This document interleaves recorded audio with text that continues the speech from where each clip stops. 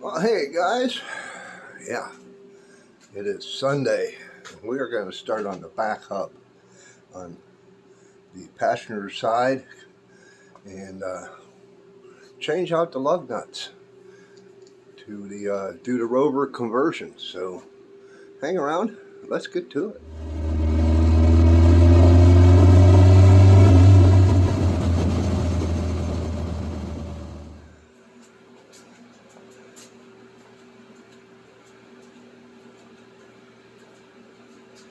Already got the jack on it.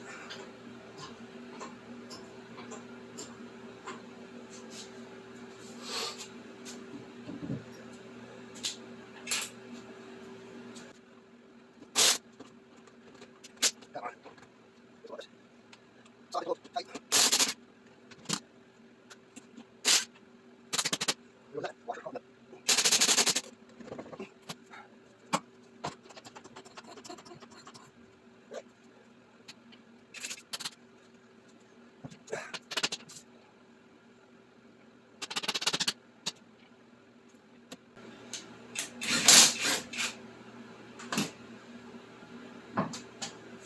Okay, get this out of the way.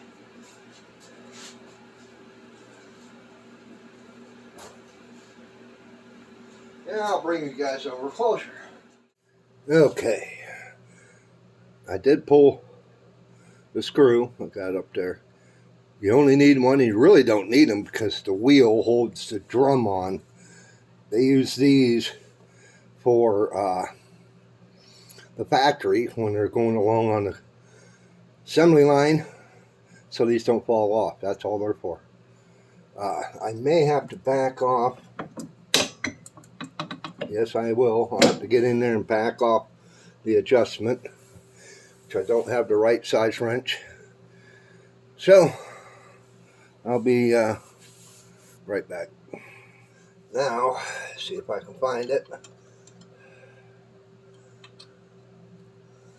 and get the wrench on there.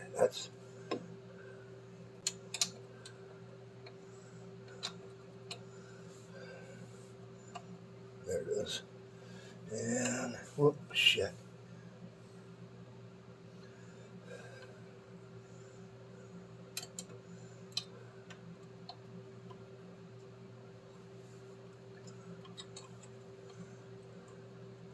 You only need to move it off a couple notches. It's just getting on it.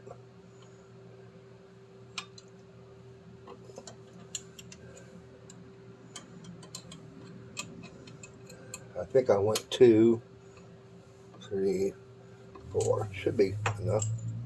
I hope. Oh yeah. Okay. What I did there is, right here's your adjuster. You have one here on hand, just to kind of give you an idea of what we're looking at. That is bolted in like so into the backing plate, and the shoes are sitting against in these grooves, both sides. And where's my wrench? There's a cone in there that it has flat sides on it, and as you tighten it, it lays over on different sides of the cone, like right there, right there, right there, right there, and it pushes.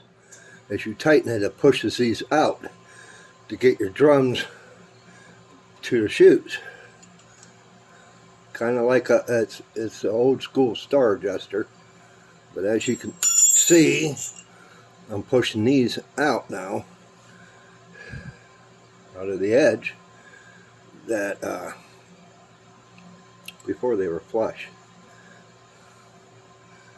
But I will show you, pull out these wedges, maybe get that one out. I don't know if I will or not, but probably not, but maybe I can get enough light on there. There you go. you can see the four sides of that cone. That's what adjusts them out. Just kind of give you an idea of what we're looking at. I'll set that off the side since we don't need it anymore. But that's for the studs. If you're not needing to pull the hub, which is a pain in the butt, you'll see that here soon. These studs will come out with the shoes on. You just need to aim it. Like right here, it will go past the shoe. If you need to, you can always move the shoe over a little bit and whack them out. The problem is that the new stud, like I showed in the last video, it's about a 1/2 inch longer than the stock studs. But you can cut these down. Get yourself the correct lug nut, an old lug nut that you don't care about, thread it on all the way down. Measure your 1/2 inch and cut it off there. Then pull your nut back off, chasing those threads, and you can clean up the edge by rounding it off. If you have a file, an angle grinder, a bench grinder, you can round them off, and then they will. You may have to remove the shoe. That's what I would do. I would remove one shoe, but then you can slip it in behind and through the hole and draw it in that way. But you got to watch so you don't bend these, the flange, the hub. These pullers, I kind of there's been some guys that posted up a question that do these pullers stretch these studs. If it's sated flat and that nut is tightened down, it's the same aspect as having the wheel on. It's tightened down. With lateral movement, it's not going to stretch that stud. Now, if you got your stud, you got that nut way out here, and it's not seating against the hub, it's possible that you could. If you kind of wonder, take a set of mics and measure them, and then pull the hub and see if they stretched. If they do, to replace them. Because you're weakening the stud.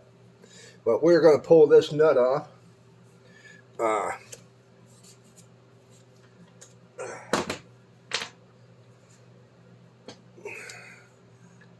Hopefully, my little gun will get her done. Supposed to be about 150 foot-pounds, something like that. Just shock it and it'll come off. Okay, so that's done. Let's see. We are going to want to put that nut back on. So whenever it does, if it does pop loose, it won't fly across the garage. I'm going to bring it down to where it's just even. So it got about maybe 1/4 inch of play there. Now, we'll see if we can. Yes, and it works perfectly. Nice. So now I need to find washers, nuts, to put to clamp this to it. Now the thing about these, they're so close together, it's close to the puller, you can't get a socket on it. So I did find some washers which will back it up, and I've seen some videos of guys that used a standard acorn lug nut on these. Don't do that, because you're putting the cone down inside the hole, especially like this one where I'm at. It's going to push this wall out, so you're going to ruin the tool.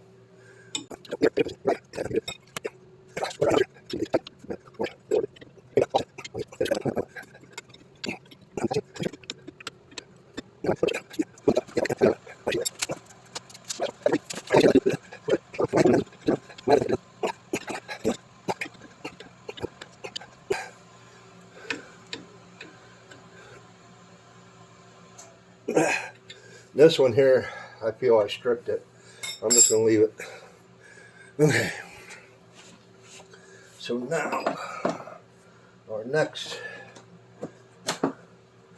is to take the threaded rod, the adapter, run this through it.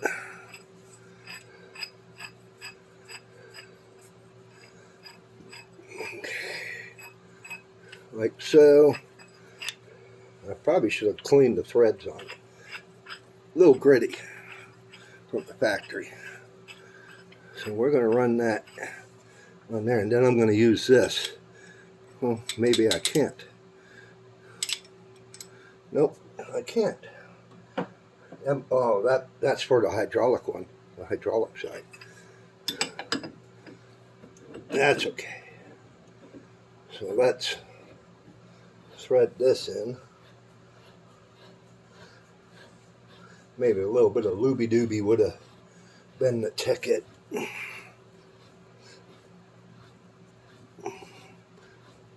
Definitely need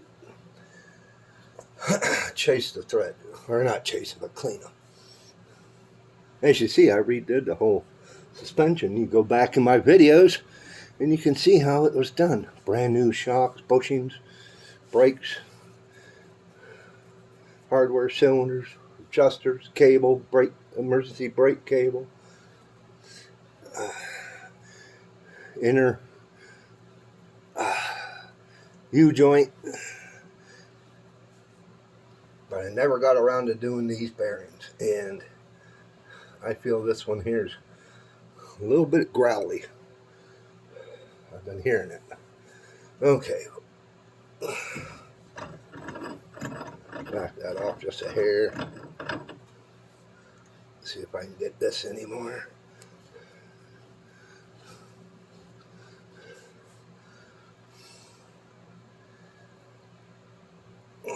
I don't want to get it super tight, then I won't get it off. Thread her in. Find the right socket for, which I don't have, for the end here. Put on the impact gun, and let's see what we can accomplish. Let me go find the socket. Okay, I moved you guys around to the other side. I found the right socket, but I doubt my little Spitfire impact gun is going to do the trick. But if it don't, I'll pull out the big guns.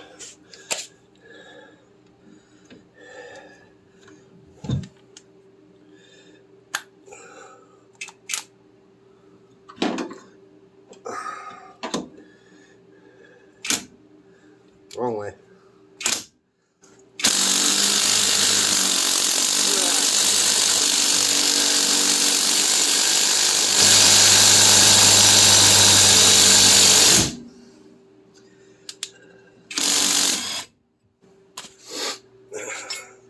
Well, guys, I was going to call defeat on this, that it whooped me, but I pulled the puller off, and I noticed that the hub is against the nut.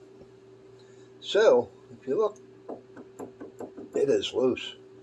So, that's a good thing. It popped and I didn't even realize it. Who knows? I don't know. That's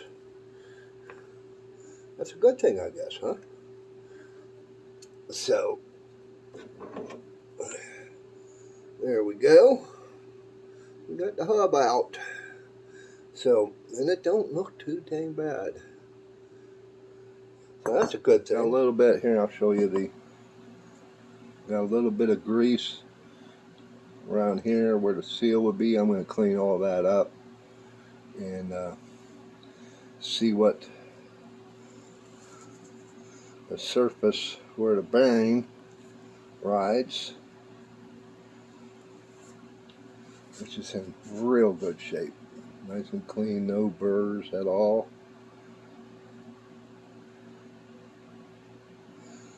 Feels good. So we'll just change out the studs and put it back together, I guess. Alright. Pain in the ass.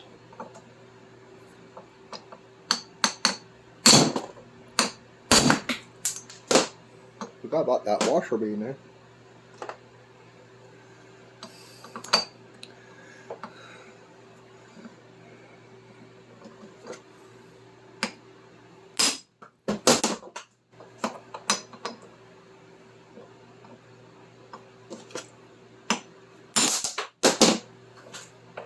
Well, they go flying. Okay. There we go. Now let me see if I can find them.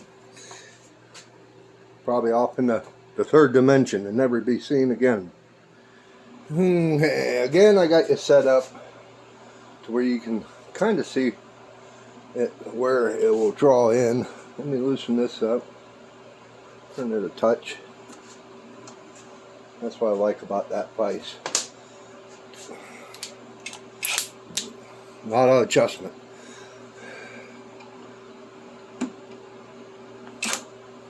Wrong way.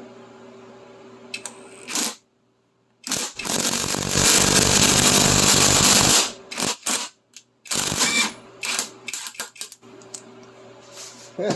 And all I used was an oversized nut and a couple washers. And that looks great.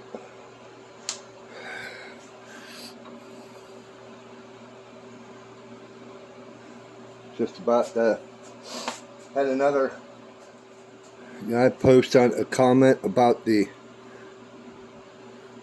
thread size. Yes, it does go down a little further shank wise, but as you can see with this stud, with this wheel stud, that's as much as what was being bitten with the lug nuts, the stock lug nuts. And you don't want it to bottom out anyways, your stud or your lug nut. You don't want it to bottom out, because then if it doesn't tighten the wheel against it, against the hub, your wheel's going to be loose just on the studs. It's not, sorry, you got to have some play for that nut to draw the wheel tight against the hub. So that's one. We'll get the other ones done and we'll get it back on. Okay, we got all the studs done. I took a little bit of fresh grease, cleaned up the flange around, and then just gave it a coating so that I ain't putting it in dry into the seal. So we'll gotta find the keyway, which is right there. Line that up with the Woodruff key there.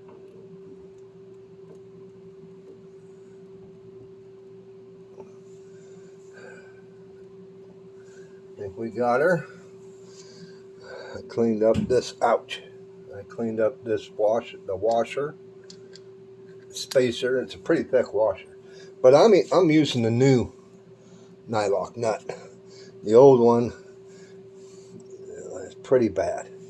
So I am just going to use the new one, and then whenever I do the bearings, which might be next summer, in the spring, not right now, because I got other cars I got to get in and out of here. I'm just going to use a new line and I'll order a new one if I want to put a new, brand new on after I change the bearings. So that will be a good deal.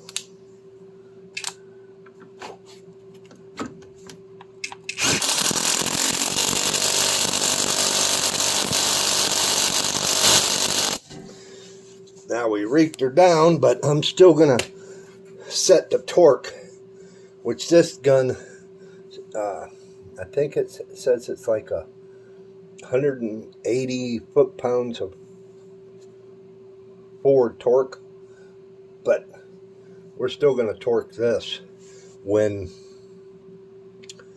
we get the wheel back on, the drum back on, the wheel back on, the lug nuts in place, get it back on the ground, and then we'll grab out the big torque wrench and socket and go at it.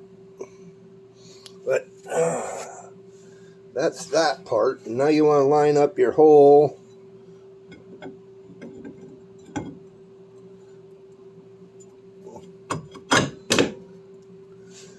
for your screw. Original screw for this car is a Phillips. I didn't have none. And all the, you know how Phillips are, all I do is strip out. So I got a standard shank head, and I put some anti-seize on it. Anti-seize is your friend. Use it. And I don't think I got the right size socket for the studs or the lug nuts. So let me move a few things around here and I gotta put it in neutral and readjust that brake. So that's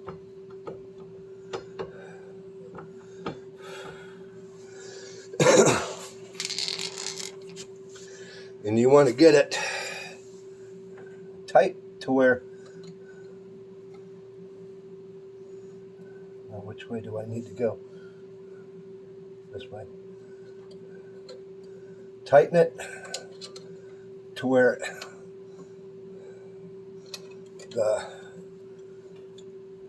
see, it barely moves.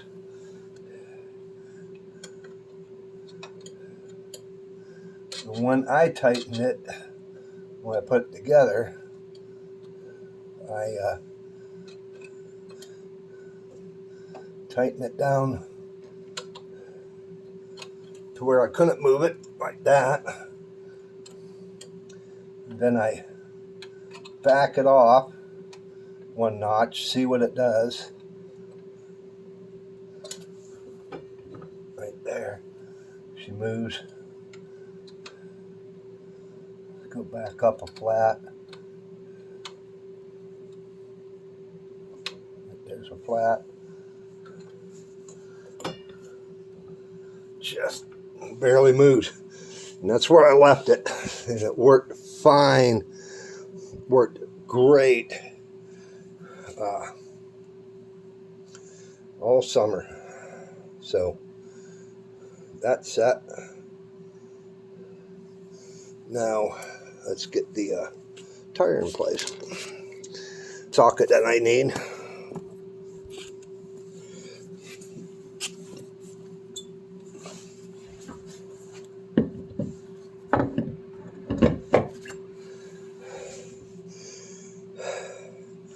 And these are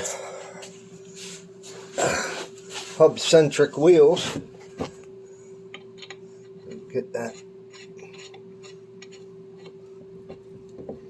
stud started, or nut started.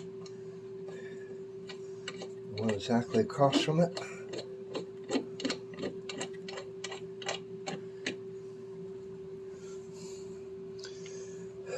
These ones would just fall into place.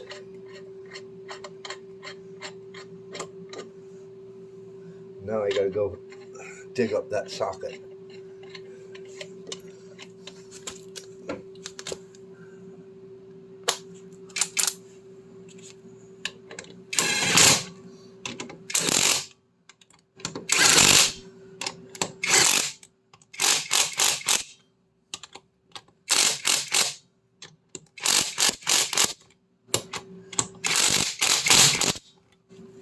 So I will need that socket and that socket to do the torques. Oh, got the torque wrench. Now, I need to lower the car down.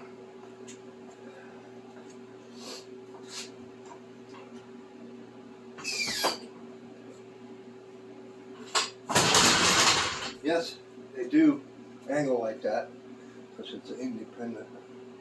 Once you move the car, they'll straighten back up. If it doesn't, something's wrong. The torque for the axle nut is 80 to 100 foot-pounds, or 108 to 135 newton meters. For you guys across the pond, I got it at 90, so I'm shooting a gap.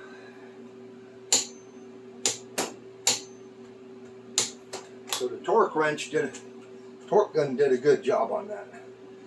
So now the wheel studs are 50 to 60. So we'll back that down. There's 50.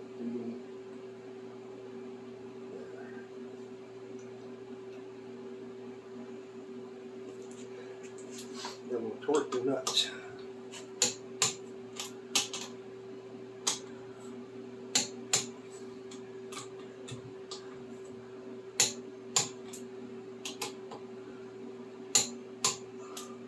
Didn't need to do much. Okay. Now I know some of you guys are going to say about torque by torquing deal, how I go about it. But hey, sometimes good and tight's good enough. The definition of good and tight, I'll show you. Good and tight means something is securely fastened, held firmly, or fits snugly without any loosening. Essentially, it implies a high level of tightness that is considered satisfactory or good enough for the intended purpose. Good and tight. It's just like the German word for a bra. It's stop 'em from flopping. Okay, so one side's done. Last video we did the front. Good go. Back is done. I moved the car forward and backward. Got the tires back straight up and down, which I only need to roll it 2 or 3 feet back and then back in the spot. But those bearings are going to have to wait to when I can take it down to really do it correctly. And then if I'm going to do that, I might as well freshen up the differential, redo the whole damn thing. But yeah, there you go. How to do the Rover lug nut conversion. Now, the parts number will be down in for the lug nut, or the studs will be down in the description below. I can put a link to where I got mine, which is on I think it's Amazon or eBay. I can't remember. I think it's Amazon. But you need to get that part number, the right ones. Okay. Your studs, your lug nuts are going to be totally different. Unless you got Minilights like mine, as you've seen, they're not recessed where the nut goes in. A lot of them are. Mine are not. You'll have to get the right lug nuts. Now, if you're using a stock wheel, I'll set you up and I'll show you why you probably couldn't do this conversion unless you do some modifications.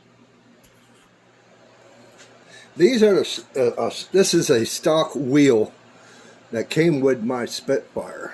Mine is a 1976, and that's the only year that they had the kidney bean style holes.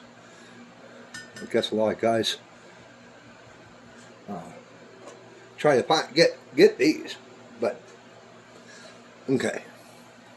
So what we're going to talk about, here's the stock stud compared to the real, the Rover stud. Look how much room there is in that hole for your lug nut to set down, because this is beveled, to sit down and go down into the bevel. There's a certain angle bevel, I can't remember what it is, but to bite the wheel. So now to keep it held firmly to the hub. Here is the Rover. Not much at all. The thing that you would have to do is probably take it to a machine shop, take your stud with you, and they can machine these holes out just enough, and it wouldn't be much, because I mean, if you look at the stock, I'd say 1/8 of an inch. So if you open this up at 1/8 of an inch all the way around, then you may have to go with a different bevel, but you need to find out what lug nut will work for your purpose. That's if you're going to use steel wheels, just to let you know. But yeah, I got 2 of them. That's all I got with the car. They'll probably just sit there forever, because I'm never going to use them. I got Minilights on. I'd rather have those. So if any of you are nearby northwestern Pennsylvania and want these wheels, I'll sell them to you dirt cheap. Just shoot me a message on my email or get hold of me on Facebook, wherever. You'll find me. Everything's in the description below. Links are on my home page. Okay, well, for now, that's good enough. We got 2 sides done. Didn't get to the wheel bearings. No big deal. It will get done though. Probably in the spring when I got more time. I gotta have room to get my wife's car back in here. Start some more body work on it. I gotta go get it undercoated. I may try it myself. We'll see. That's a messy job. And I need to start working on my truck too. But I thank you guys for hanging out to the end. Got any questions? Just go ahead and put them down below in the comment section. And if it wasn't for you guys, I wouldn't be where I'm at. I gain a couple, I lose a couple. Gain a couple, I lose a couple. Yeah, that's the way it goes. And but if you leave a comment, it's a good chance I'll reply to you, because I try to reply to all my comments, and it's a good way for me to find your channel. And I do look at them. But leave a comment, give me a big thumbs up, not the finger, and hey, why don't you look at that video? You may like it. We'll catch you on the next one.